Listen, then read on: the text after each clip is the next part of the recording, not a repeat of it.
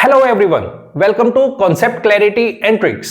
आज हम डिस्कस करने वाले सिटीजनशिप अमेंडमेंट एक्ट 2019, जिसमें हम देखेंगे कि ये क्या है, कंप्लीट डिटेल में जानने की कोशिश करेंगे।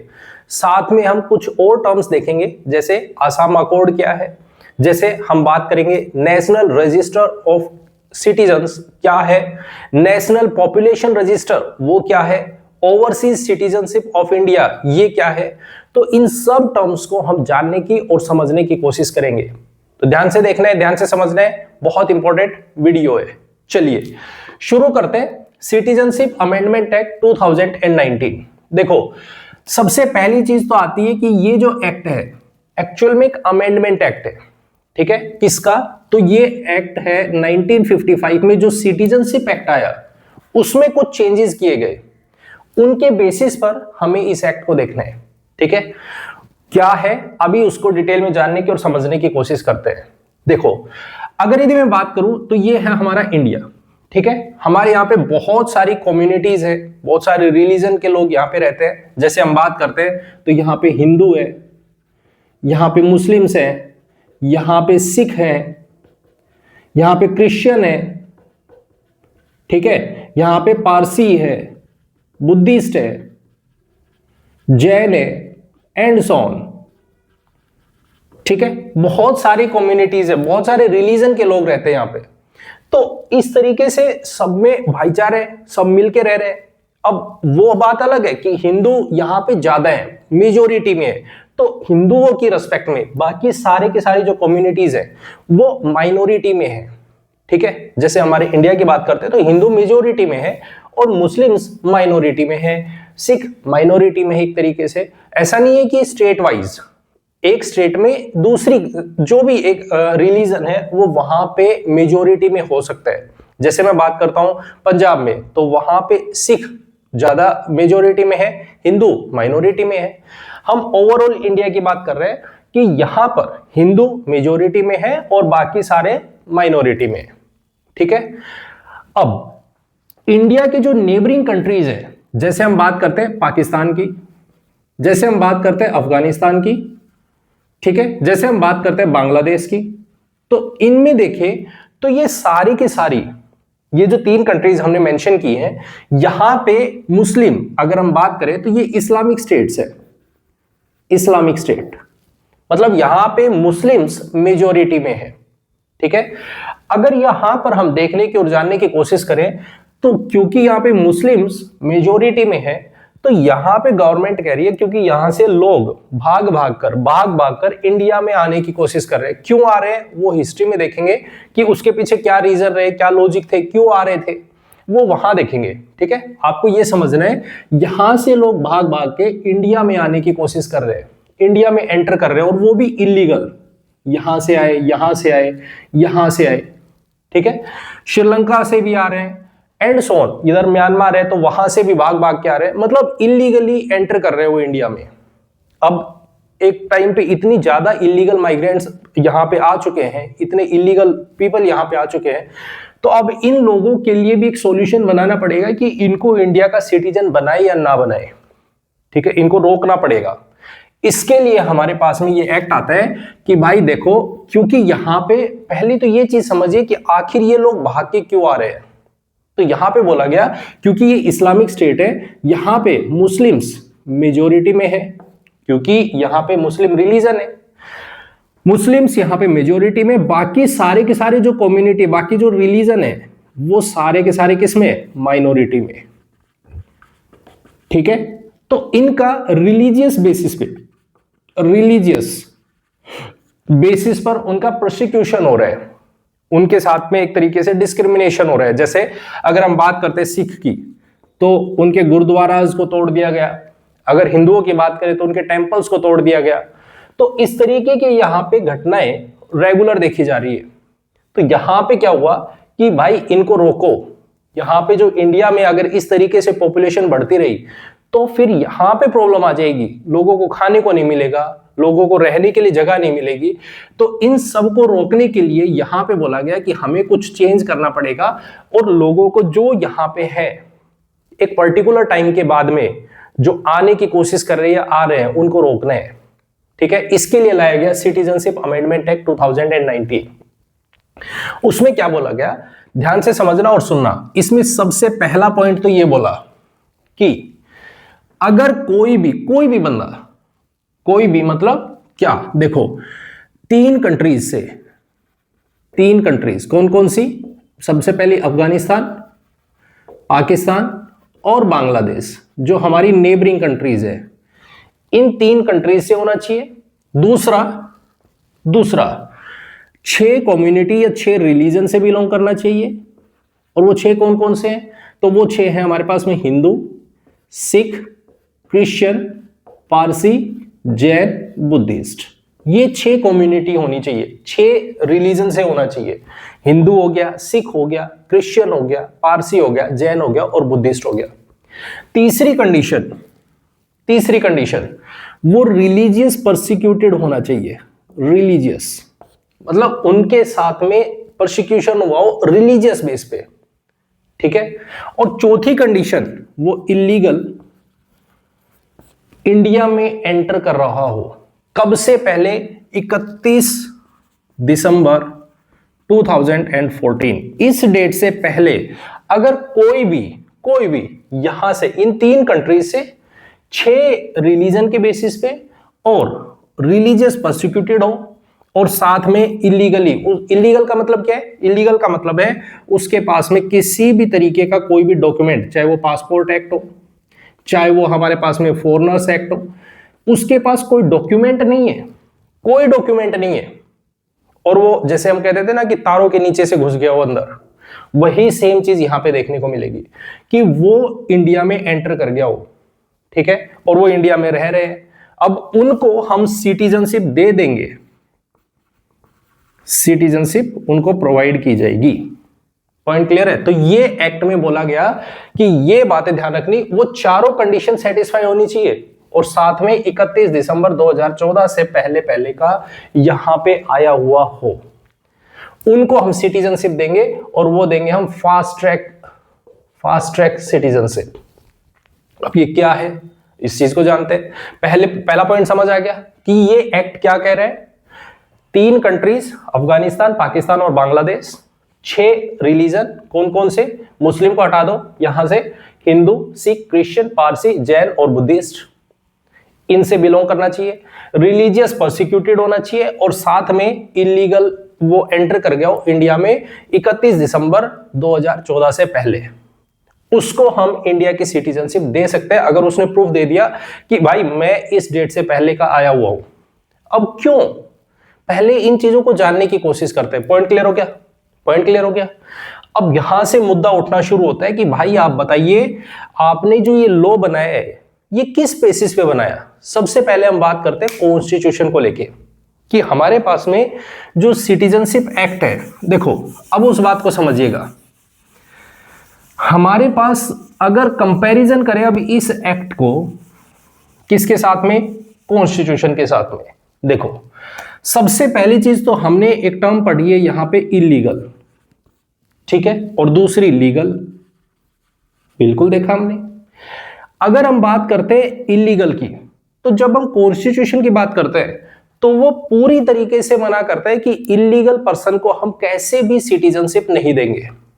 या हम बात करें सिटीजनशिप एक्ट 1955 की, वो भी पूरी तरीके से मना करता है कि हम किसी भी इलीगल पर्सन को जिसके पास में डॉक्यूमेंट्स नहीं है, हम उनको इंडिया की सिटीजनशिप नहीं देंगे, इंडियन सिटीजनशिप नहीं दी जाएगी। पॉइंट क्लियर है?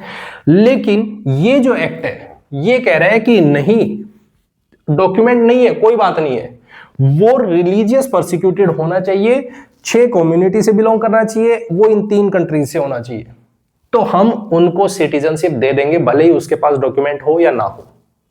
तो पहला तो सबसे बड़ा क्वेश्चन यही आया कि आप कैसे इस बात को मानोगे कि भाई ये बंदा रिलीजियस परसिक्यूटेड है और दूसरा इसके पास कोई डॉक्यूमेंट ही नहीं है, आप इनको कैसे इंडिया की सिटीजनशिप दे सकते हो? जबकि हमारा कॉन्स्टिट्यूशन में जो सिटीजनशिप एक्ट है 1955 जिसके बेसिस पर अभी तक लॉ चले आ रहे हैं, वो कहां वैलिड है? पॉइंट क्लियर है? पहला पॉइंट। तो सबसे पहला क्वेश्चन तो यही आ गया। दूसरा क्वेश्चन निकल के आया। अब दूसरा क्वेश्चन क्या है, देखो अब सिटीजनशिप अमेंडमेंट एक्ट की बात करते हैं। सिटीजनशिप अमेंडमेंट एक्ट, जो सिटीजनशिप एक्ट है 1955 वाला, वो क्या कहता है? वो कहता है कि अगर मान लो सपोज करो कोई भी बंदा है जो जिसका इंडिया के साथ में कोई लेना देना नहीं है, दूर दूर तक कोई लेना देना नहीं है, वो घूमने के लिए आया, जैसे हमने बात की थी नेचुरलाइजेशन की, नेचुरलाइजेशन, इसके बेसिस पे किसी को सिटीजनशिप चाहिए, बिल्कुल, तो उसके लिए उसको क्या करना पड़ेगा, 1 + 11/14। ये हमें एक पॉइंट याद रखना है जिसमें हमने डिस्कशन किया कि 14 इयर्स में से पिछले 11 साल, पिछले 14 सालों में से 11 साल वो इंडिया में रहा हो, और जब वो एप्लीकेशन फाइल करने जाएगा तो उसके 1 साल पहले लगातार कंप्लीट 1 ईयर उसको इंडिया में रहना होगा। ये पॉइंट उन्होंने बोला किसमें, सिटीजनशिप एक्ट 1955 में। और ये बेस कौन सा है, नेचुरलाइजेशन। ठीक है, उसका इंडिया से कोई दूर दूर तक लेना देना नहीं था, लेकिन वो इंडिया को देख के, क्योंकि वो घूमने आया या किसी भी वे में आया हो, उसको इंडिया का कल्चर अच्छा लगा हो, इंडिया का रिलीजन अच्छा लगा हो, तो वो कह रहा है मुझे इंडिया की सिटीजनशिप चाहिए, तो उसके लिए ये पॉइंट वैलिड माना जाएगा। इंडिया में पहले उसको इतने टाइम रुकना पड़ेगा, उसके बाद उसको सिटीजनशिप दी जाएगी। ठीक है, ये एक्ट क्या कहता है, ये एक्ट कहता है कि अब से आपको 11 साल नहीं, आपको देखने 1 + 5/14, fast track citizenship. Fast track मतलब अब आपको 14 इयर्स में से आपको 5 साल, 5 इयर्स इंडिया में रहना होगा। दूसरा, जब आप एप्लीकेशन फाइल करने जाओगे उसके 1 साल पहले तक आप इंडिया में रहोगे। पॉइंट क्लियर हुआ? समझना इस पॉइंट को। मैं क्या कह रहा हूं, मैं ये कह रहा हूं कि ये एक्ट क्या बोल रहा है, जैसे मान लेते हैं हमारे पास में, क्योंकि ये एक्ट आया 2019 में, 2019 में, ठीक है, पॉइंट क्लियर है। अब ये कह रहे हैं कि इस 2019 से 14 इयर्स बिफोर, मतलब 2005 की बात हो रही है, 2005, इन 14 इयर्स में से कोई भी 5 साल, 5 इयर्स आप इंडिया में रहिए। ठीक है, आप इस 2019 से 5 इयर्स बिफोर आप इंडिया में रहे हो, पहला तो आपको ये प्रूफ देना है। दूसरा, इसके 1 साल बाद, 1 साल बाद अगर मान लो सपोज करो आज आपको लग रहा है कि भाई मैं वैलिड हूं अब इंडिया की सिटीजनशिप लेने के लिए, तो आपको 1 साल कंप्लीट, 1 ईयर इंडिया में रहना होगा, लगातार रहना होगा। अब आप इंडिया छोड़ के नहीं जा सकते हो, तो आपको 1 साल रहना होगा। मतलब 2020 में जब आप एप्लीकेशन फाइल कर रहे हो तो आपको एप्लीकेशन देनी पड़ेगी कि मैं, आप देखिए, पूरा 1 साल इंडिया में रहा, मेरे को इंडिया की सिटीजनशिप दीजिए। तो ये कह रहे हैं इस तरीके से। अब देखो पूरी तरीके से इससे अलग है। नेचुरलाइजेशन प्रोसेस कहती है 11 इयर्स + 1 ईयर, ये कह रहे हैं 5 ईयर + 1 ईयर। Point clear? इसीलिए बोला गया इसको फास्ट ट्रैक सिटीजनशिप।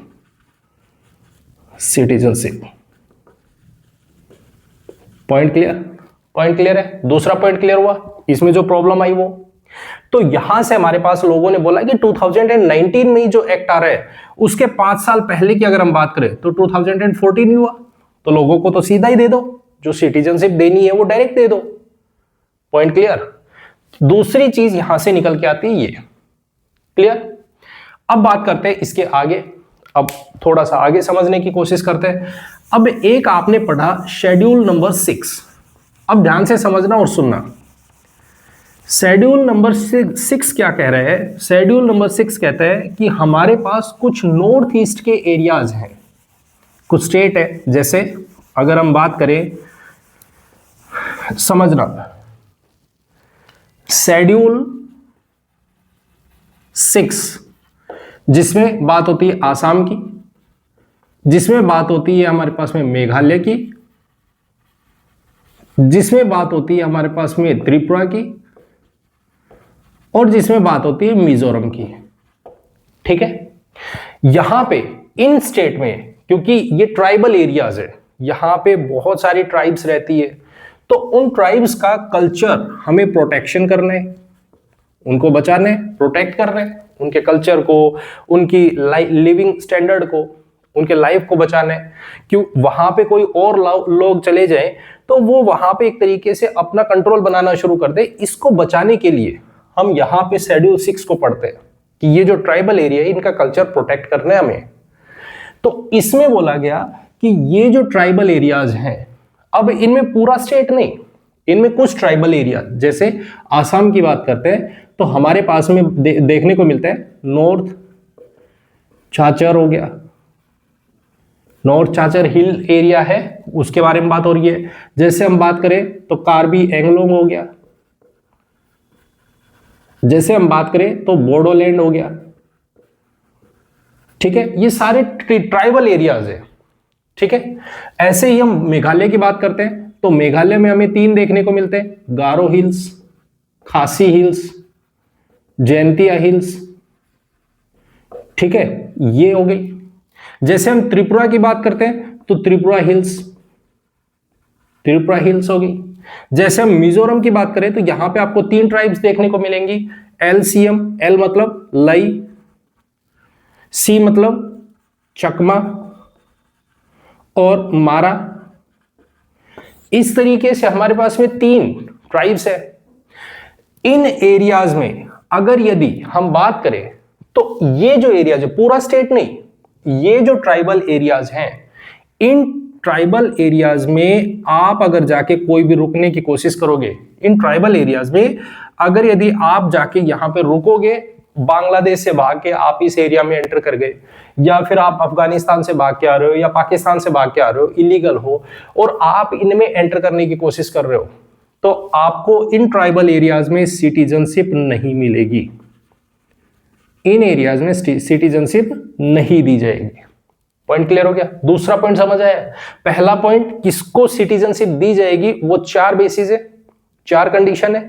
5वां पॉइंट ये बोल रहे हैं कि आप अगर शेड्यूल 6 के एरियाज में एंटर करोगे, ट्राइबल एरियाज में, तो आपको सिटीजनशिप नहीं दी जाएगी। वहां पे इलीगल थे तो इलीगल ही रहोगे, भले ही पहले ही निकल जाओ, बाद में आपको निकाला जाएगा तो वो फिर आपकी हेडेक है।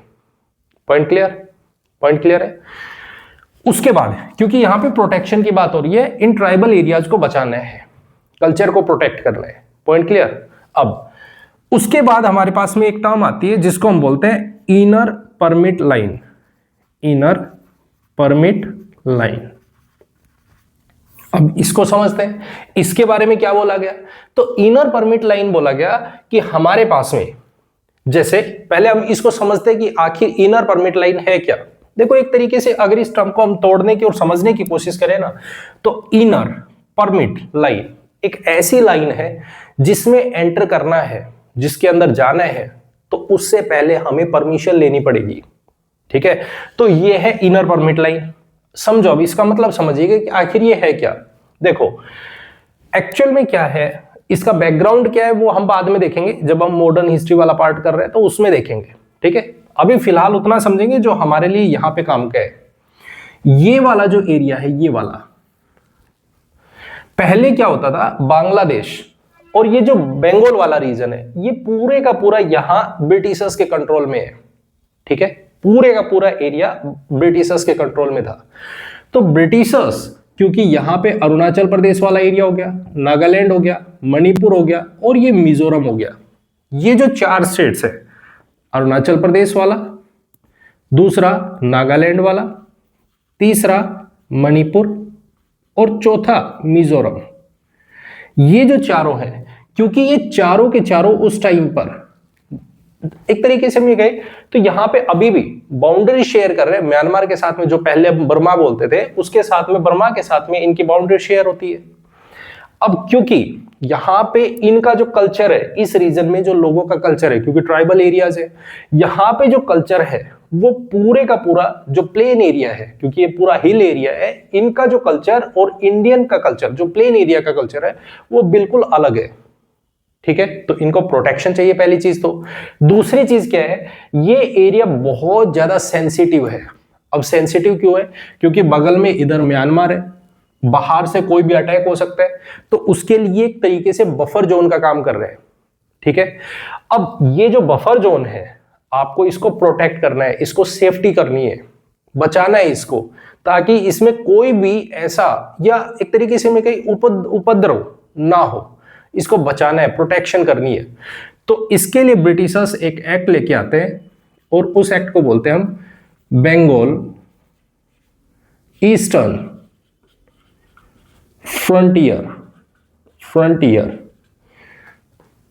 Regulation act 1873। ये एक एक्ट लेके आते हैं। इसमें बोला गया कि अगर आपको इस एरिया में जाना है, अगर आपको यहां से, चाहे वो इंडियन हो चाहे वो फॉरेनर हो, कोई भी हो, अगर आपको इस एरिया में एंटर करना है तो उससे पहले आपको परमिशन लेनी पड़ेगी। बिना परमिशन के आप इस एरिया में नहीं जा सकते। यह बात बोली गई परमिशन को लेके, इसी को बोला गया इनर परमिट लाइन। अब बिना परमिशन के आप इस एरिया से और इसमें नहीं जा सकते, भले ही आप इंडियन हो, भले ही आप फॉरेनर हो। पॉइंट क्लियर हो गया? पॉइंट क्लियर है? तो इसी को लेके बोला गया हमारे पास में सिटीजनशिप अमेंडमेंट एक्ट 2019 में कि ये जो एरियाज हैं ये सेंसिटिव हैं। इनर परमिट लाइन के अंदर जो एरियाज आते हैं, जो टेरिटरीज आती हैं, उन टेरिटरीज में भी आपको सिटीजनशिप नहीं दी जाएगी अगर यदि आप लोग इन टेरिटरीज में भी एंटर करते हो तो आप इलीगल ही काउंट होंगे। Point clear? तो ये हमारे पास में फोर्थ पॉइंट, ये हमारे पास फिफ्थ पॉइंट। क्या शेड्यूल 6 के एरियाज में आप नहीं एंटर कर सकते? अगर वहां गए तो सिटीजनशिप नहीं मिलेगी। शेड्यूल 6 के बाद इनर परमिट लाइन में भी अगर आप एंटर करते हो तो वहां भी सिटीजनशिप नहीं मिलेगी अगर वहां पे एंटर करते हो तो। Point clear? अब एक बात को समझिएगा, शेड्यूल 6, कई बार क्वेश्चन ये पूछ लिया जाता है कि शेड्यूल 6 में जो हमारे पास में बात हो रही है, क्या वो कंप्लीट स्टेट की बात हो रही है? नहीं, शेड्यूल 6 में सिर्फ और सिर्फ उन ट्राइबल एरियाज की बात हो रही है जिसमें पर्टिकुलर नाम मेंशन है।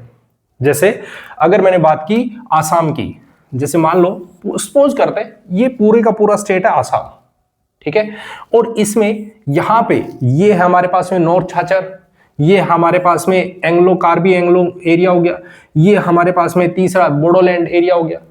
अगर यदि बात करें तो इस एरिया में और इस एरिया में अगर आप इस पूरी टेरिटरी में इनमें एंटर करते हो तो आपको सिटीजनशिप नहीं दी जाएगी। लेकिन अगर आप रेस्ट ऑफ आसाम, आप इन 3 टेरिटरीज को छोड़ दो, यहां जाके रहना चाहते हो, यहां जाके रहने लगे तो आपको सिटीजनशिप दे दी जाएगी। आप उस ट्राइबल एरिया से बाहर हो। Point clear? पॉइंट क्लियर एकदम। तो ये बात बोली गई किसमें? शेड्यूल 6 में। ये पॉइंट ध्यान रखना है। अब यहां पे एक सबसे इंपॉर्टेंट अगर आपको क्वेश्चन देखने को मिले तो वो ये है, शेड्यूल 6 को देखो और इनर परमिट लाइन को देखो। इसमें एक स्टेट ऐसा है जो पूरी तरीके से दोनों जगह पे काउंट हो रहा है और वो स्टेट है मिजोरम। अगर आप मिजोरम की बात करो तो Mizoram complete state, Mizoram complete state, अगर आप मिजोरम में कहीं भी जाओगे उसमें ट्राइबल एरियाज भी हैं और दूसरा उसके अंदर इनर परमिट लाइन भी है। दोनों के बेसिस पे आप मिजोरम में जाओगे तो आपको सिटीजनशिप नहीं मिलेगी। पॉइंट समझ आया? पॉइंट समझ आया? ये बहुत इंपॉर्टेंट पॉइंट है। अगर आप इनर परमिट लाइन के बेसिस पे देखो और शेड्यूल 6 के बेसिस पे देखो तो आपको मिजोरम पूरी तरीके से रेस्ट्रिक्टेड मिलेगा। आप इसमें एंटर करोगे तो आपको सिटीजनशिप नहीं मिलेगी, आप इससे पहले ही दूर रहे। ठीक है, ये बात किस में बोली गई? सिटीजनशिप अमेंडमेंट एक्ट 2019 में। क्लियर एकदम? क्या है शेड्यूल 6 वो हम आगे चल के और डिटेल में समझेंगे। अभी हम सिटीजनशिप के रिलेटेड पॉइंट्स को देख रहे हैं। क्लियर? पॉइंट क्लियर है? तो आपको ये पॉइंट ध्यान रखने, दोनों चीजें। शेड्यूल 6 में मिजोरम एक ऐसा स्टेट है पूरी तरीके से जो शेड्यूल 6 में भी कवर हो रहा है और इनर परमिट लाइन में भी कवर हो रहा है। क्लियर? अब बात करते हैं, हमारे पास में नेक्स्ट पॉइंट आता है, दैट इज आसाम अकॉर्ड।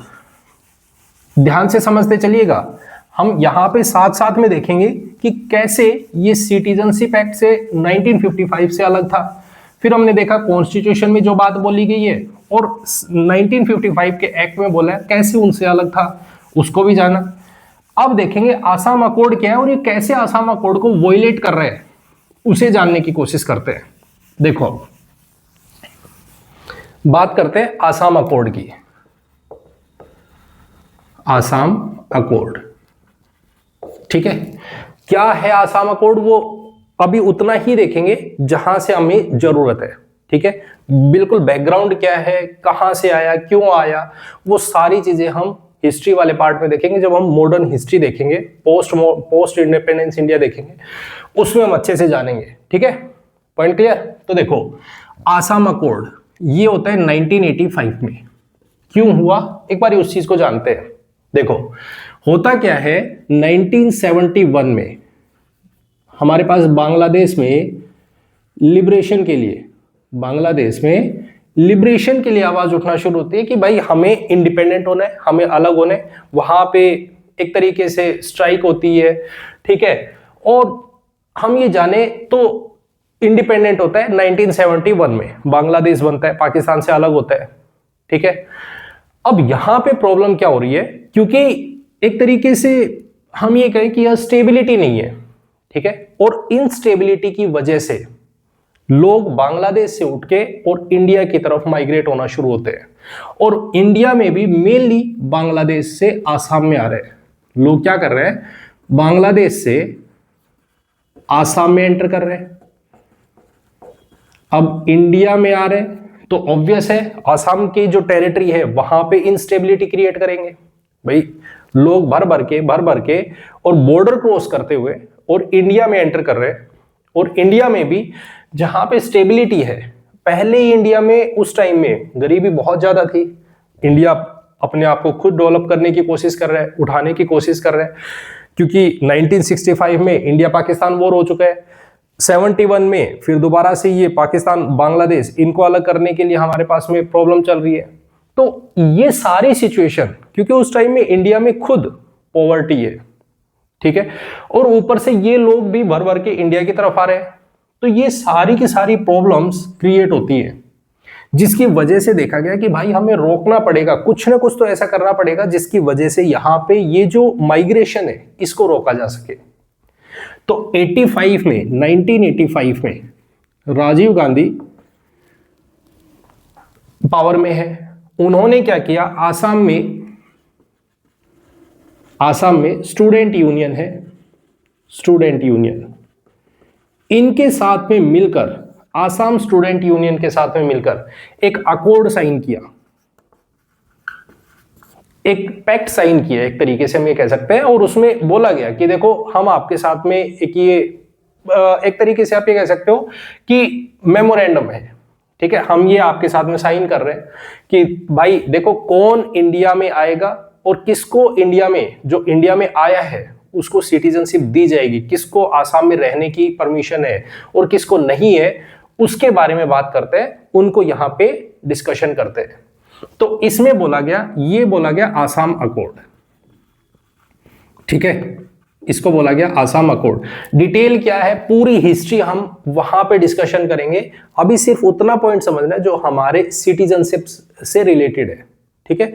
तो ये ध्यान रखना कि इसका जो बेसिक बैकग्राउंड है वो हम डिटेल में नहीं जा रहे हैं, उसके बारे में नहीं जा रहे हैं कि ये कहां से इलेक्शन में आए, किस तरीके से है, वो सब चीजें वहां पे डिस्कशन करेंगे, ठीक है। तो इस बात को आपको ध्यान रखना है।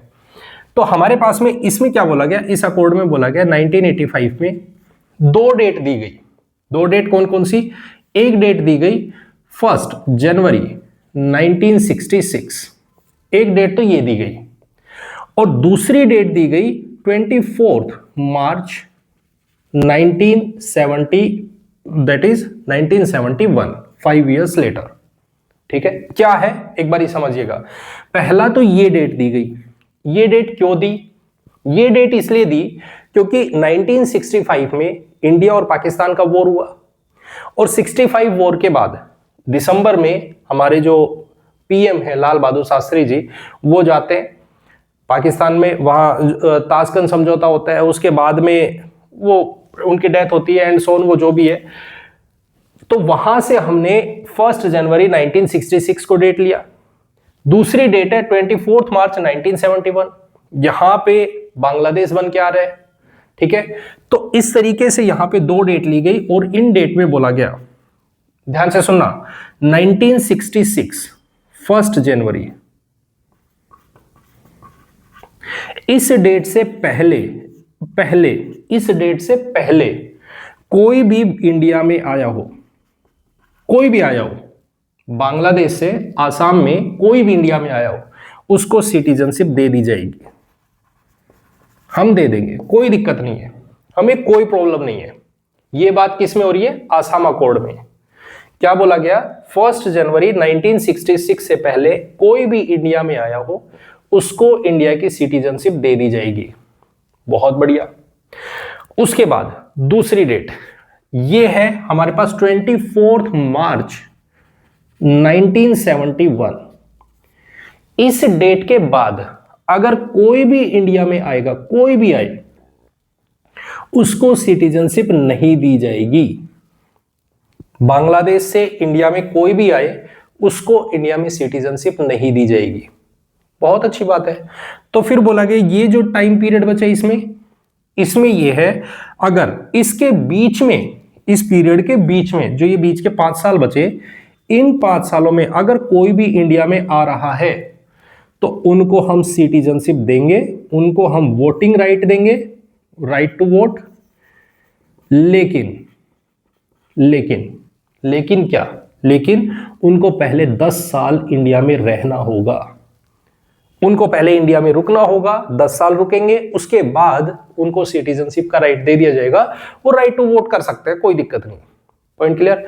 ये किस में बोला गया? आसाम अकॉर्ड में। बहुत बढ़िया, ध्यान से देखो, एक बारी ध्यान से समझो इसको। 1966 से पहले कोई भी आए तो उसको डायरेक्ट दे दी जाएगी। 71 के बाद कोई भी आएगा तो उसको सिटीजनशिप नहीं दी जाएगी। पॉइंट क्लियर है? Point clear? यही मुद्दा बन के आता है हमारे पास में सिटीजनशिप अमेंडमेंट एक्ट 2019 में।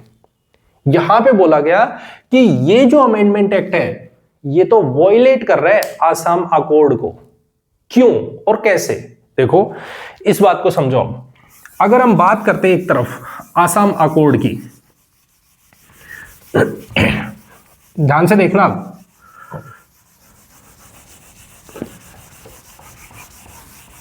क्योंकि आसाम अकॉर्ड कह रहे हैं 1971 के बाद कोई भी आ रहा हो इंडिया में, कोई भी आसाम में कोई भी आ रहा हो, उसको सिटीजनशिप नहीं दी जाएगी 1971 के बाद। इसके बाद किसी को भी सिटीजनशिप देने का राइट नहीं है। जबकि हमारे पास सिटीजनशिप अमेंडमेंट एक्ट 2019 ये कह रहा है कि 31 दिसंबर 2014 से पहले अगर कोई भी इंडिया में आया, इलीगली हो बेशक, उसको सिटीजनशिप दे दी जाएगी, उसको सिटीजन बनाया जाएगा। ये कैसे? ये तो गलत है। जो आसाम अकॉर्ड हुआ है उसके हिसाब से और जो सिटीजनशिप अमेंडमेंट एक्ट है उसके हिसाब से आप इंडिया में नए लोगों की, आसाम में नए लोगों की सिटीजनशिप नहीं दे सकते। किसी भी इलीगल माइग्रेंट को सिटीजनशिप नहीं दे सकते। तो ये वॉयलेट करता है आसाम अकॉर्ड को। इसके लिए मुद्दा उठना शुरू हो गया, भाई ये गलत है, आपने ये जो एक्ट लेके आए हो ये तो गलत है। इसी पर आसाम अकॉर्ड में बोला गया था कि हम एनआरसी करेंगे। एनआरसी का मतलब क्या है? एनआरसी का मतलब है हमारे पास में नेशनल रजिस्टर ऑफ सिटीजन्स। क्या है? अब इस मीनिंग को समझिएगा। पॉइंट क्लियर हो गया? आसाम अकॉर्ड समझ हो गया कि आसाम अकॉर्ड क्या था और आसाम अकॉर्ड के बेसिस पर क्या हम ये कह सकते हैं कि कैसे सिटीजनशिप अमेंडमेंट एक्ट 2019 वॉयलेट करता है आसाम अकॉर्ड को। पूरी तरीके से समझ आ गया? ठीक है, पॉइंट क्लियर। हिस्ट्री में हम डिटेल में जाएंगे जब हम वहां पे डिस्कशन करेंगे। पॉइंट क्लियर है? तो अभी उतना समझते चलिएगा और पॉइंट्स को समझते चलिए। एनआरसी की बात करते हैं। एनआरसी क्या है? एनआरसी है, एनआरसी सिटीजन्स के लिए। यह है एक तरीके का, हम ये बोले, जैसे मान लेते हैं आप कोई भी, अगर मान लीजिए आप पढ़ाई कर रहे हो तो आप साथ में एक नोटबुक लेके बैठते हो, उसमें आप नोट करते चलोगे, एक एक चीज को, एक एक पॉइंट को नोट करोगे कि ये पढ़ाया गया है, ये इंपॉर्टेंट पॉइंट्स है, तो इनको नोट कर रहे हो। उसी तरीके से एनआरसी है, ये भी एक रजिस्टर है। किसका रजिस्टर है? जो गवर्नमेंट के पास में एक रजिस्टर है, ये एक रजिस्टर बनाते हैं, उस रजिस्टर में नाम मेंशन होता है ABCD कि भाई इस तरीके से ये लोग हैं जो इंडिया के सिटीजन्स है। ध्यान रखना, सिटीजन्स की बात हो रही है, नेशनल रजिस्टर ऑफ सिटीजन्स, उसमें इंडियन लोगों का नाम है। ये कहां पे हुआ? आसाम में। तो जब हमारे पास में ये अकॉर्ड होता है, आसाम अकॉर्ड होता है, तो उसमें बोला गया था कि एक रजिस्टर बनाया जाएगा, उसमें जो सिटीजन्स होंगे, कौन होंगे आसाम के सिटीजन, या आसाम के लोग कौन होंगे जो इंडिया के सिटीजन होंगे, कौन होंगे, उनके लिए हम एक रजिस्टर बनाएंगे। उनके अलावा कोई भी अगर यदि वहां पे रह रहे हैं तो उसको वहां से बाहर निकाल दिया जाएगा, कोई भी हो, भले ही कोई हो। बहुत अच्छी बात है। तो ये एक रजिस्टर बनाने की बात की गई, लेकिन ये हुआ नहीं, रजिस्टर बना नहीं, मतलब एक तरीके से हम ये बोले कि एनआरसी वहां पे हुई नहीं। तो ये प्रोसेस ऐसे ही चलता रहा। 2019 में जाके सुप्रीम कोर्ट ने बोला कि भाई आपने एनआरसी करवाने की बात की थी, क्या हुआ उसका? बोले वो तो हुई नहीं है, तो करवाओ उसको। तो यहां पर एनआरसी करवाई गई 2019 में। क्या था उसे समझिएगा, और इसमें क्या प्रॉब्लम है उसे भी जानिए। देखो समझ आ रहा है? आई थिंक आपको एक एक पॉइंट समझ आ रहा है, क्या है ये, क्यों है ये, ठीक है। देखो अब समझना, NRC, national register of citizens, ठीक है। देखो यहां पे क्या होगा, यहां पे गवर्नमेंट के ऑफिशियल, गवर्नमेंट ने कुछ ऑफिशियल्स को अपॉइंट किया कि भाई जाइए और आप वहां पे देखिए, डॉक्यूमेंट्स चेक कीजिए लोगों के पास में, आसाम के लोगों के पास में। ध्यान रखना ये आसाम में हो रही है 2019 में, ठीक है। यहां पे क्या हो रहा है कि वहां पे गए, गवर्नमेंट के ऑफिशियल्स अपॉइंट हुए, उनको बोला गया कि ये आपके सामने डेटा है, आपको इसमें सारी कंडीशंस फिल करनी है, कौन बंदा है, उसके पास क्या प्रूफ है कि वो आसाम का है, वो इतने टाइम से रह रहे हैं, वो 1971 से पहले रह रहे हैं।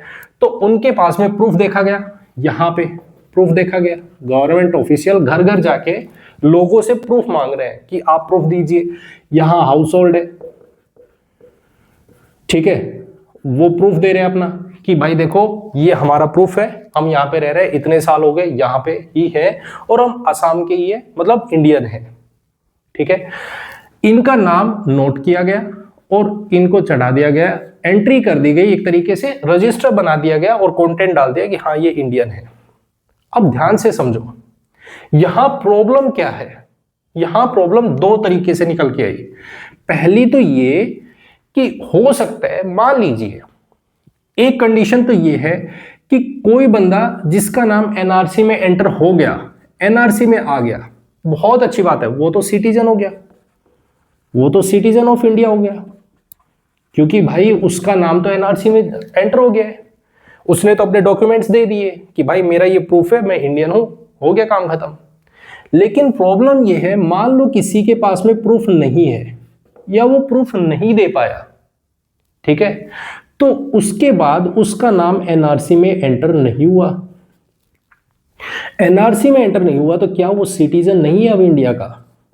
बहुत बड़ा क्वेश्चन आ गया कि भाई अब इसके साथ क्या होगा, क्या ये इंडिया में रहेगा या नहीं रहेगा। भाई आपने कहा गवर्नमेंट ऑफिशियल आएगा, वो प्रूफ मांगेगा, हाउस होल्ड उस प्रूफ को देगा, आपने वो प्रूफ दे दिया तो वो आपके नाम को एंटर कर देगा एनआरसी में और आप इंडिया के सिटीजन कहलाओगे, ठीक है, आपका तो खेल खत्म। लेकिन मान लो किसी के पास में वो प्रूफ नहीं है, तो क्या वो इंडिया का सिटीजन है या नहीं है? बहुत बड़ा क्वेश्चन उठ के आया। तो इसके लिए बोला गया कि आपको ऐसा नहीं है कि आप एनआरसी में अगर आपका नाम लिस्ट में नहीं आ रहा है तो इसका मतलब ये नहीं है आप छूटते ही इंडिया से बाहर निकाल दिए जाओगे कि चलो निकलो यहां से। नहीं, आपको क्या करना पड़ेगा, उसके लिए कुछ टाइम दी जाएगी, टाइम लिमिट दिया जाएगा आपको कि भाई इस टाइम पीरियड में अपना ये दिखाइए, डॉक्यूमेंट दिखाइए एंड सोन जो भी है। यहां पे बोला गया क्योंकि जो फॉरेनर्स एक्ट है, फॉरेनर्स एक्ट 1946 का जो ये एक्ट है, इसमें बोला गया कि एक ट्राइब्यूनल होगा जब भी कुछ इस तरीके की सिचुएशन आती है। अगर मान लो कभी भी ऐसी सिचुएशन आती है कि आपकी सिटीजनशिप को लेके कोई प्रॉब्लम आ रही है, कोई पंगा फंस रहा है, तो आप इस ट्राइब्यूनल को अप्रोच कीजिए। आप इसमें जाइए कि देखो मेरे साथ में इस तरीके की प्रॉब्लम हो रही है, मुझे ये इशू आ रहा है, मुझे सिटीजनशिप में प्रॉब्लम आ रही है, तो आप इस ट्राइब्यूनल में जाके अपनी गुहार लगाइए कि देखो मेरे साथ में इस तरीके से हुआ, मेरे पास में प्रूफ नहीं था, मुझे सिटीजनशिप नहीं मिल रही है। बोल ठीक है, बहुत अच्छी बात है। मान लेते हैं, अब सपोज करना हो सकता है ऐसा कि ट्राइब्यूनल भी ये कह दे कि गवर्नमेंट का जो ऑफिशियल डेटा है उसके हिसाब से आप सिटीजन नहीं हो, वो भी गवर्नमेंट डेटा को ही वैलिड मान ले, कह दे कि नहीं है, हम क्या कर सकते हैं इसमें। तो ट्राइब्यूनल भी तो कर सकता है ऐसा। जैसा गवर्नमेंट ऑफिशियल ने बोल दिया कि आपका नाम एनआरसी में नहीं आएगा, तो आप तो होमलेस हो गए, एक तरीके से स्टेटलेस हो गए कि भाई आपका नाम एनआरसी में नहीं चढ़ा, आप आसाम से बाहर, क्योंकि आप तो सिटीजन नहीं रहे। इन्होंने अप्रोच किया ट्राइब्यूनल को, जो फॉरेनर ट्राइब्यूनल है उसमें अप्रोच किया, आप वहां पे भी गए, उन्होंने भी गवर्नमेंट डेटा को मान लिया। फिर अब आप क्या करोगे, तो फिर आप जाइए हाई कोर्ट, किसके, गुवाहाटी, क्योंकि आप आसाम की बात कर रहे हो, गुवाहाटी हाई कोर्ट में जाओ, वहां पे अपील कीजिए। अगर वहां भी सेटिस्फेक्शन नहीं मिलता है तो फिर आप सुप्रीम कोर्ट में अपील कीजिए। तो इस तरीके की प्रोसेस को फॉलो किया जाएगा। अगर किसी के साथ ऐसी कोई प्रॉब्लम आती है तो आप इस प्रोसेस को फॉलो करोगे। Point clear? पॉइंट क्लियर है? ये पॉइंट समझ आया? अब एनआरसी में प्रॉब्लम क्या है और सिटीजनशिप अमेंडमेंट एक्ट 2019 में क्या प्रॉब्लम है, इस बात को समझो। जो सिटीजनशिप अमेंडमेंट एक्ट 2019 आया, इस एक्ट में बोला गया कि कोई भी बंदा जो 31 दिसंबर 2014 से पहले इंडिया में आ गया, बहुत बढ़िया। दूसरा, वो 3 कंट्रीज से होगा, ठीक है, प्लस अगर हम बात करें तो 6 रिलीजन से बिलोंग करेगा, ये भी हम देख चुके हैं, प्लस रिलीजियस और परसिक्यूटेड होगा, प्लस चौथा पॉइंट क्या है, चौथा पॉइंट है कि वो इलीगल हो, भले ही इलीगल हो या कुछ भी हो, इलीगल माइग्रेंट है, कुछ भी है, ये कंडीशन हमने देखी, ठीक है। Point clear? ध्यान से समझना है इस चीज को। मान लेते हैं यहां से कोई भी एक हिंदू पर्सन जो कि बांग्लादेश से आ रहा है, बांग्लादेश से कोई भी हिंदू है, वो उठ के आसाम में आ गया, कोई भी हिंदू है जो उठ के बांग्लादेश से आया है और वो इंडिया में आ गया 31 दिसंबर 2014 से पहले, ठीक है, तो इस एक्ट के अकॉर्डिंग इस बंदे को सिटीजनशिप मिल जाएगी, बिल्कुल मिल जाएगी, कोई दिक्कत नहीं है। लेकिन एनआरसी को समझो। अब एनआरसी क्या कहता है, अगर कोई भी बंदा, मान लेते, अब सपोज करते हैं यहां पे कोई मुस्लिम है, ध्यान से देखना, अब कोई मुस्लिम है, जब एनआरसी का रिकॉर्ड बन रहा है और उसके पास गलती से अपना प्रूफ नहीं है, गलती से उसके पास कोई भी प्रूफ नहीं है कि भाई वो इंडिया में इतने पुराने टाइम से रह रहा है, इस टाइम से रह रहा है, ये रह रहा है, कब से रह रहा है, क्या है, उसके पास कोई प्रूफ नहीं है, तो फिर क्या उसको सिटीजनशिप मिलेगी? नहीं। क्यों? क्योंकि वो बोल दिया जाएगा कि वो बांग्लादेश से भाग के आया हुआ है। तो ये एक बहुत बड़ा चैलेंज आ गया यहां पे इस एक्ट को लेके, एनआरसी और सिटीजनशिप अमेंडमेंट एक्ट। यहां पे मुस्लिम है, अब वो क्योंकि वो पहले से रह रहा है लेकिन उसके पास प्रूफ नहीं है, और जबकि ये एक हिंदू यहां पे इंडिया में ही रह रहा है, जो बांग्लादेश से आया है भाग के, जो कि कुछ टाइम पहले आया है, इसको सिटीजनशिप मिल जाएगी। तो इन दोनों में दोबारा से कॉन्फ्लिक्ट का चांस बन गया कि भाई ये किस तरीके का, हम बोले एक तरीके से कि जो रह रहा है उसके पास सिटीजनशिप नहीं है। तो यहां पे एक बहुत बड़ा क्वेश्चन उठ के आता है कि क्या एक्चुअल में जो ये सिटीजनशिप अमेंडमेंट एक्ट है, सिटीजनशिप अमेंडमेंट एक्ट 2019, क्या ये एंटी मुस्लिम है? एंटी मुस्लिम है? तो नहीं, बिल्कुल नहीं, ऐसा नहीं है कि ये सिटीजनशिप अमेंडमेंट एक्ट और मुस्लिम्स के लिए एंटी मुस्लिम हो गया, नहीं। क्यों? क्योंकि अगर हम बात करते यहां पे रिलीजियस परसिक्यूटेड की, तो क्योंकि उनके साथ में जैसे जो पाकिस्तान हो गया, अफगानिस्तान हो गया, बांग्लादेश हो गया, वहां पे तो ऑलरेडी जो लोग रह रहे हैं वो मेजोरिटी में है, जो मुस्लिम है वो मेजोरिटी में है, ठीक है। तो उनके साथ किसी भी तरीके का ऐसा डिस्क्रिमिनेशन या प्रोसिक्यूशन देखने को नहीं मिलता। ये एंटी मुस्लिम नहीं है, पॉइंट क्लियर, ये बात ध्यान रखनी है, क्लियर एकदम। ये एनआरसी बात बोल रहे हैं, एनआरसी क्या बोल रहे हैं, सिटीजन होना चाहिए, इंडिया के सिटीजन की बात हो रही है, और ये आसाम की बात हो रही है, ठीक है। अब एक टर्म आती है जिसको हम बोलते हैं एनपीआर, अब उसे समझते हैं। आई होप आपको समझ आ रहा है एनआरसी क्या है, कैसे ये सिटीजनशिप अमेंडमेंट एक्ट 2019 से अलग है, समझ आया। देखो अब ध्यान से सुनना और समझना, एनपीआर ये क्या है, एनपीआर ये है नेशनल पॉपुलेशन रजिस्टर। अब यहां भी एक टर्म देखने को मिल रही है, रजिस्टर। रजिस्टर, रजिस्टर का मतलब क्या है, ये भी एक तरीके का रजिस्टर ही है, ये भी रजिस्टर ही है। जैसा हमारे पास में एनआरसी था, वैसा ही एक रजिस्टर हमारे पास में देखने को मिलता है एनपीआर का, ठीक है। एनपीआर क्या है, ये पूरे इंडिया की बात कर रहे हैं, आसाम को छोड़ के एनपीआर बात कर रहा है, वो पूरे इंडिया की बात कर रहा है, आसाम को छोड़ के, क्योंकि आसाम में क्या हो रहा है, एनआरसी।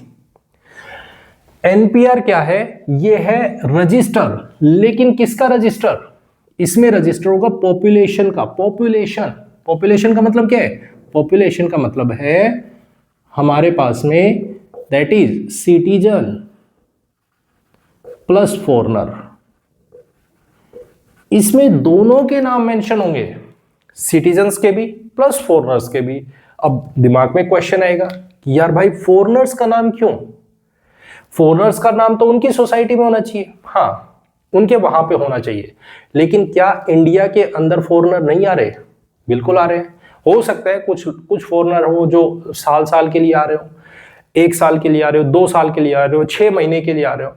जैसे हमारे यहाँ पे अगर हम बात करते हैं तो आईपीएल हो रहे हैं, अब कुछ फॉरेनर हैं जो लंबे टाइम तक रुकने की बात कर रहे हैं, यहाँ पे 6-6 महीने रुक रहे हैं, पॉइंट क्लियर है। तो उन लोगों का नाम भी तो होना चाहिए ना, कि हमारे इंडिया में इतने टाइम तक इतने लोग आए हुए हैं या आ रहे हैं, ठीक है। तो इसीलिए हमारे पास में बोला गया नेशनल पॉपुलेशन रजिस्टर, एनपीआर, जिसमें सिटीजन्स भी होंगे प्लस फॉरेनर भी होंगे, ठीक है। तो इसमें कौन आएंगे, तो यूजुअल रेजिडेंट्स, इसके लिए टर्म बोली जाती है यूजुअल रेजिडेंट्स। यूजुअल रेजिडेंट्स का मतलब क्या है, जो 6 महीने से इंडिया में रह रहे हैं, ऐसे फॉरेनर्स, ऐसे लोग जो 6 महीने से इंडिया में रह रहे हैं, या फिर वो नेक्स्ट 6 मंथ इंडिया में रहने का प्लान कर रहे हैं, कि भाई मुझे अगले 6 महीने इंडिया में रहने हैं, तो उनको पहले एनपीआर में रजिस्टर करवाना पड़ेगा।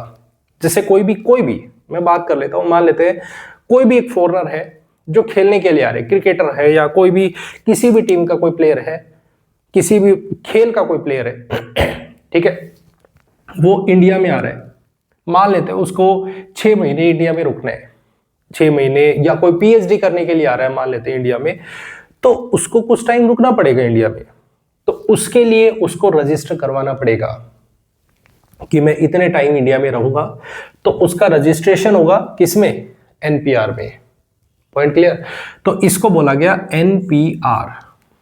अब कैसे ये एनआरसी से डिफरेंट है, देखो एनआरसी क्या कहते हैं, सिटीजन्स के बारे में बात कर रहे हैं, सिटीजन्स, कि ये सिर्फ और सिर्फ उन लोगों के लिए जो इंडिया के सिटीजन्स है, जो आसाम में जो लोग रहने लग रहे हैं, केवल और केवल उनके लिए है।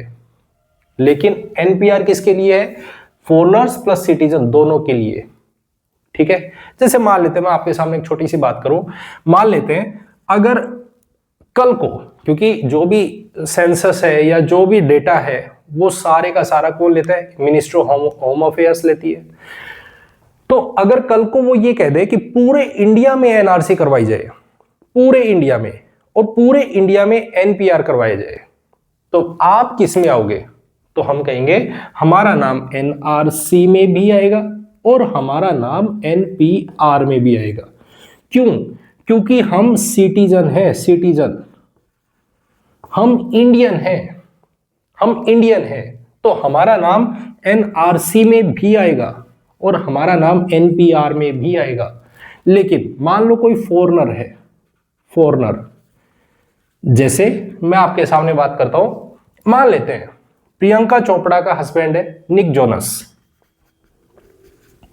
ठीक है, ये कह रहा है कि मेरे को बताओ कि इसमें काउंट करोगे तो क्या ये इंडियन है? नहीं, ये इंडियन नहीं है, तो ये किस में काउंट होगा? ये एनपीआर में काउंट होगा, इसका नाम एनपीआर में आएगा, ना कि एनआरसी में। ठीक है, पॉइंट समझ आ गया? एनआरसी क्या है, एनपीआर क्या है, दोनों में डिफरेंस समझ आ गया? दोनों में डिफरेंस समझ में आ गया। ध्यान रखना है, एनआरसी सिर्फ और सिर्फ सिटीजन्स के लिए है, इंडिया के लोगों के लिए ही होगा। एनपीआर इंडिया के लोगों का भी, प्लस फॉरेनर जो 6 महीने या 6 महीने आगे रहने आए हैं। Point clear? तो उनके लिए एनपीआर। क्लियर एकदम? दोनों पॉइंट क्लियर हो गए? तो ये बात आपको ध्यान रखनी है, एनआरसी और एनपीआर क्या है। क्लियर? ठीक है। इसके बाद हमारे पास में लास्ट टर्म आती है जिसके बारे में हम डिस्कशन करने वाले हैं, that is OCI. OCI, overseas citizenship of India. ये क्या है? देखो अब इसको समझते हैं।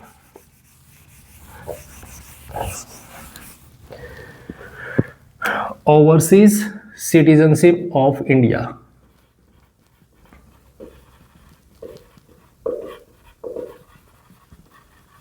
Citizenship of India. देखो ये क्या है? ओवरसीज, इसका मतलब ये नहीं है कि कोई समुद्री कोई लोग हैं या इस तरीके से आ रहा है, नहीं। ओवरसीज सिटीजनशिप ऑफ इंडिया का मतलब है, पहली चीज तो ये एक स्पेशल टाइप की, स्पेशल टाइप की, हम ये बोले जैसे मेंबरशिप कार्ड है, स्पेशल मेंबरशिप कार्ड। ठीक है, जैसे मैं आपको एक छोटा सा एग्जांपल देता हूं। जैसे आप किसी भी ओटीटी प्लेटफॉर्म पे आपने कोई भी मेंबरशिप ले रखी है, ठीक है, नेटफ्लिक्स पे ले रखी है या कहीं भी अमेजन पे ले रखी है, तो उसमें क्या होगा, आपको कुछ स्पेशल राइट्स मिलेंगे। आप कोई भी मूवी देख सकते हो उसके ऊपर, आप कोई भी, जैसे कोई सेल आ रही है आपको पता चलेगी क्योंकि आपने मेंबरशिप ले रखी है। अगर मान लेते हैं आपने मेंबरशिप नहीं ली, आपके पास फ्री है वो ओटीटी प्लेटफॉर्म, तो आप सिर्फ उसमें वही चीजें देखोगे जो फ्री की है, जो होम पेज पे है, बस। उसके अलावा वो कुछ टाइम के लिए ही चलेगा, कुछ टाइम के लिए, 5 मिनट चल गया, 10 मिनट चल गया, उसके बाद में वो आ जाएगा कि अगर आपको आगे वॉच करनी है तो उसके लिए आपको मेंबरशिप लेनी पड़ेगी, इतने रुपए का चार्ज करवाना पड़ेगा। ठीक है, इसी तरीके से हमारे पास में क्या है, ओसीआई। ओसीआई क्या है? ये एक तरीके की स्पेशल मेंबरशिप कार्ड है जिसमें कुछ स्पेशल राइट्स मिलेंगे, स्पेशल राइट्स। अब कोई कहेगा कि क्या ये सिटीजन होंगे? नहीं, ध्यान रखना, ये सिटीजन्स नहीं होते। ये बहुत इंपॉर्टेंट पॉइंट है। कंफ्यूजन सबसे ज्यादा होगा कि ओसीआई इंडिया के सिटीजन्स होते हैं, नहीं। ओसीआई मेंबरशिप कार्ड है जो आपको कुछ स्पेशल राइट्स देगा, लेकिन सिटीजन नहीं है आप। ठीक है, पॉइंट क्लियर? तो सबसे पहला क्वेश्चन तो ये आता है कि आखिर किसको सिटीजन, ये जो ओसीआई है, ओसीआई किसको मिलेगा, किसको मिल सकता है ओसीआई कार्ड? तो यहां पे 3 तरीके की कंडीशंस है, 3 तरीके के लोगों को ओसीआई कार्ड मिल सकता है। किनको? देखो, सबसे पहला तो हमारे पास में है ऐसे लोग जो पहले इंडियन हुआ करते थे। ऐसे लोग जो पहले इंडियन हुआ करते थे या होते थे, उन्होंने अपनी मर्जी से इंडिया की सिटीजनशिप छोड़ दी उन्होंने कहा कि नहीं भाई मेरे को बाहर रहना है, मेरे को दूसरी कंट्री की सिटीजनशिप चाहिए, ठीक है, उन्होंने ले ली। तो अब क्योंकि उनका इंडिया के साथ में रिलेशन है, इंडिया के साथ में आना जाना है, इंडिया में उठना बैठना है, रिलेटिव्स रहते हैं उनके, तो अब वो इंडिया में भी आएंगे, तो उनसे जो इन्वेस्टमेंट आएगा वो बहुत इंपॉर्टेंट होगा, ठीक है। तो हमारे पास में क्या बोला गया, इंडिया में उन लोगों को मिलेगा जो इंडिया छोड़ के बाहर चले गए, ठीक है, और वहां की सिटीजनशिप ले ली। जैसे मान लेते, मैं एक एग्जांपल लेता हूं, मान लेते मैंने, सपोज करते मैं पहले इंडियन था, मैंने इंडियन सिटीजनशिप छोड़ी और मैंने कनाडा की सिटीजनशिप ले ली, ठीक है।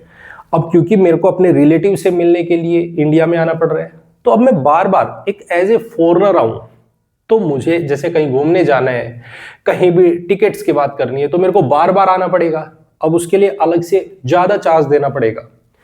तो ऐसे केस में हम क्या करते हैं, एक ऐसा परमिशन कार्ड ले लेते हैं, मेंबरशिप कार्ड, जो हमें परमिट करके देगा कि आप जितनी बार इंडिया में आना चाहो आ सकते हो, जैसे आना चाहो आ सकते हो, बस ध्यान रहे आपके पास में एक कार्ड है, आप सिटीजन नहीं हो।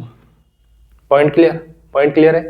तो पहला पॉइंट तो ये, जिसने इंडिया की सिटीजनशिप छोड़ दी और दूसरी अदर कंट्री की सिटीजनशिप ले ली, उनको ओसीआई कार्ड मिल सकता है। दूसरा, मान लेते हैं, अब ध्यान से सुनना, यहां एक पॉइंट और ऐड करना, स्पेशल मेंबरशिप कार्ड होगी, स्पेशल राइट्स मिलेंगे, सिटीजनशिप होंगे, लेकिन ये उन्हीं को मिलेगा, ओसीआई कार्ड उन्हीं को मिलेगा other than Pakistan and Bangladesh. ध्यान रखें, पाकिस्तान और बांग्लादेश से बिलोंग करने वाला कोई भी ऐसा बंदा, मान लो कोई इंडियन है, उसने पाकिस्तान की मेंबरशिप ले ली, तो अब उसको ओसीआई कार्ड नहीं मिल सकता है। बांग्लादेश का मेंबर बन गया तो उसको पाकिस्तान का ही हिस्सा एक तरीके से बांग्लादेश का बन गया, तो उसको भी इंडिया के लिए ओसीआई कार्ड नहीं मिल सकता है। Point clear. वो बंदे किससे बिलोंग नहीं करने चाहिए, पाकिस्तान और बांग्लादेश से, ठीक है। तो ऐसा ही दूसरा पॉइंट बोला। दूसरा पॉइंट क्या बोला कि जब हमारा कॉन्स्टिट्यूशन बन रहा था, जब 26 जनवरी 1950 के दिन, 26 जनवरी 1950 के दिन हमारा इंडिया का कॉन्स्टिट्यूशन अप्लाई हुआ। अब इस डेट पे कौन इंडिया का सिटीजन होगा, यह डिसीजन लिया गया कॉन्स्टिट्यूशन में, आर्टिकल्स में डाली गई। अब उस दिन तक हमारे पास इंडिया के सिटीजन बनने की कंडीशन थी कि भाई ये कंडीशन होंगी, इस डेट को आएगा तो उसको सिटीजनशिप दी जाएगी। इस डेट को मान लेते किसी भी बंदे के पास में पॉसिबिलिटी थी कि वो बन सकता है, एलिजिबल था सिटीजन बनने के लिए, लेकिन वो नहीं पहुंच पाया, उसने सिटीजनशिप नहीं ली, ठीक है, लेकिन वो एलिजिबल था, ठीक है, तो उसको भी सिटीजनशिप दी जाएगी कि भाई ठीक है आप, सॉरी सिटीजनशिप नहीं, ओसीआई कार्ड, उसको भी ओसीआई कार्ड दिया जा सकता है, ओसीआई बनाया जा सकता है कि भाई ठीक है आप उस टाइम में नहीं आ पाए थे, कोई बात नहीं है, आपको दिया जाता है ये कार्ड, आप मेंबरशिप कार्ड ले सकते हो। Point clear, point clear. तीसरा हमारे पास में क्या कंडीशन है, थर्ड कंडीशन है कि 1947 को इंडिया बना, 15 अगस्त 1947 को इंडिया बना। अब इस टाइम पर कुछ ऐसी टेरिटरीज है जो इंडिया का पार्ट नहीं थी, बाद में वो इंडिया के पार्ट बनी है। जैसे हम बात करें सिक्किम की, अब सिक्किम पहले इंडिया का पार्ट तो नहीं था, सिक्किम बाद में ज्वाइन किया है। जैसे गोवा की बात करते हैं, दमन दीव की बात करते हैं, तो ये इंडिया के पार्ट तो नहीं थे, बाद में ज्वाइन किया इन्होंने। तो यहां के भी लोग हो सकता है कोई बाहर गए हो, अब क्योंकि सिक्किम अब इंडिया का पार्ट बन गया है, अब ये बाहर गए हुए लोग हैं, अब इनके पास में भी मेंबरशिप होनी चाहिए, लेकिन ये कहीं दूसरी जगह चले गए, तो इनको भी ओसीआई कार्ड मिल सकता है। पॉइंट क्लियर है। जो बाद में ज्वाइन हुए हैं, इंडिया का पार्ट नहीं थे पहले, बाद में इंडिया की टेरिटरी में आए हैं, उनको भी हक है ओसीआई कार्ड का। पॉइंट क्लियर, पॉइंट क्लियर है। तो ये तीन कंडीशन है। पहली कंडीशन, इंडिया की सिटीजनशिप छोड़ दी, दूसरी कंट्री के लिए उनको ओसीआई मिल सकता है कार्ड। दूसरा, जब हमारा कॉन्स्टिट्यूशन बनके तैयार हुआ तो उस दिन एलिजिबल था बंदा, लेकिन उसके बावजूद भी वो नहीं ले पाया, उनको भी राइट है। ध्यान रहे पाकिस्तान और बांग्लादेश से नहीं होना चाहिए, ठीक है। तीसरा, ओसीआई कार्ड किसको मिल सकता है, ऐसी टेरिटरीज जो इंडिया में बाद में शामिल होती हैं, उनके लोग जो इंडिया का पार्ट हुआ करते हैं, उनको भी ओसीआई कार्ड मिल सकता है। ठीक है, पॉइंट क्लियर। अब यहां बात आती है कि ओसीआई कार्ड का क्या बेनिफिट है। क्या बेनिफिट है? बहुत सारी एक तरीके से हम बेनिफिट्स की बात करते हैं। तो जैसे मान लो सपोज करो किसी को भी इंडिया में आना है, अब एक फॉरेनर आएगा, ठीक है, उसको कहीं भी घूमने जाना है, मॉन्यूमेंट्स में कहीं भी वो घूमने जा रहा है, तो उसके लिए अलग से चार्ज लगेगा, उसको एक्स्ट्रा फीस पे करनी पड़ती है, एक्स्ट्रा उसको चार्ज देना पड़ेगा, ज्यादा फीस देनी पड़ेगी सिटीजन की कंपैरिजन में, ठीक है। उनके लिए किसी भी तरीके के राइट्स नहीं है, वो सारी चीजें यहां पे देखने को मिलती है। दूसरा, जैसे मान लेते हैं अगर हम बात करें प्रॉपर्टी राइट्स की, तो यहां पे बंदे को प्रॉपर्टी राइट मिलेगा, यहां पे किसी भी तरीके की कोई प्रॉपर्टी अगर वो परचेज करना चाहते हैं तो प्रॉपर्टी ले सकते हैं। अडॉप्शन की बात करना चाहते हैं तो अडॉप्शन कर सकते हैं, ठीक है। एयरवेज, एयर फेयर्स की बात करें, जितना भी किराया होगा उसमें भी उनको कंसेशन मिलेगा, अलग से उनको छूट मिलती है ओसीआई के लिए, पॉइंट क्लियर। तो इस तरीके का ध्यान रखा जाता है। कहीं भी घूमने जा रहे हैं तो वहां पे भी फीस उनको इंडियन सिटीजन के जैसी ही फीस लगेगी, सिटीजन नहीं है लेकिन सिटीजन के जैसा ही ट्रीट किया जाएगा, पॉइंट क्लियर, पॉइंट क्लियर। अब क्या नहीं कर सकते, क्वेश्चन ये भी है ना, फायदे तो हो गए लेकिन सिटीजन नहीं है, तो इसका क्या, ओसीआई कार्ड का क्या, हम ये बात करें कि लिमिटेशन क्या है। देखो, वो सारी चीजें जहां पे सिटीजन होना जरूरी है उसमें कहीं भी इनकी वैलिडिटी नहीं है। जैसे अगर हम बात करते हैं इलेक्शंस को लेकर, इलेक्शन को लेके, भले ही वो हमारे पास में वाइस प्रेसिडेंट का हो, चाहे वो प्रेसिडेंट के इलेक्शन हो, चाहे वो एमपी के इलेक्शन हो, चाहे वो एमएलए के इलेक्शन हो, जिनमें सिटीजन होना कंपलसरी है, वहां पे वो कहीं भी पार्टिसिपेट नहीं कर सकते। दूसरी चीज, अगर हम बात करें तो पब्लिक सर्विसेज की बात करते हैं, तो पब्लिक सर्विसेज में भी उनको पार्टिसिपेट नहीं किया जाएगा, नहीं कंसीडर होंगे वो उसमें। उसी तरीके से जहां भी हमें देखने को मिलेगा राइट टू वोट है, वो भी उनको नहीं मिलेगा, राइट टू वोट ये भी नहीं मिलेगा, पॉइंट क्लियर। तो इस तरीके से हम बोलते हैं ओवरसीज सिटीजनशिप ऑफ इंडिया क्या है, ध्यान से देखा। अब मान लो किसी बंदे को छोड़नी है, ओसीआई कह रहा है कि मुझे नहीं रखनी, तो क्या करे, तो अपना रिटर्न में दे दे कि भाई मैं ओसीआई कार्ड को छोड़ना चाहता हूं, हटाया जाए मेरा नाम, तो हट जाएगा, पॉइंट क्लियर। रिनंसिएशन एक तरीके से हम बात करते हैं कि अपनी मर्जी से छोड़ना चाहता है, छोड़ दो। अब हो सकता है कुछ ऐसा भी होगा कि जबरदस्ती छुड़वाना पड़े, गवर्नमेंट कहेगी कि भाई इसकी तो हरकतें देखो, इसने ओसीआई कार्ड तो ले लिया लेकिन इसकी हरकतें ऐसी है कि ये तो फ्रॉड करके ओसीआई लिए है, तो छुड़वाइए इसको, ठीक है। ये कॉन्स्टिट्यूशन को लेके डिसलॉयल है तो भी छुड़वाई जा सकती है।